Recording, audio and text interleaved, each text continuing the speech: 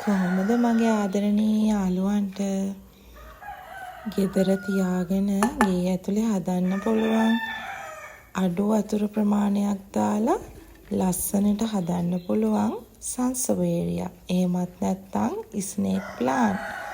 මේ විදිහට මම හරිම ආසාවෙන් හදන්න ගත්තේ යාළුවනේ. අඩු වතුර ප්‍රමාණයක් දාලා තමයි මේක හදන්නේ. මේ වර්ග දෙකක්ම මගේ ළඟ තියෙනවා.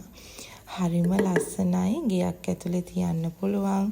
අපිට හොඳ ඔක්සිජන් ලබා ගන්න පුළුවන් ශාකයක් තමයි ස්නේක් ප්ලාන්ට් කියන්නේ. එහෙමත් නැත්නම් සන්වේරියා කියන්නේ.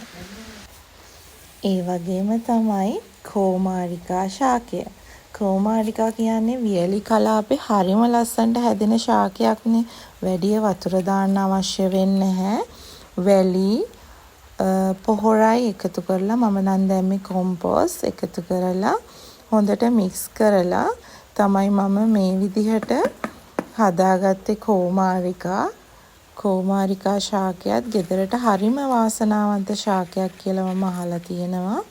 මං කෝමාරිකා හැදුවේ මෙන්න මෙහෙමයි.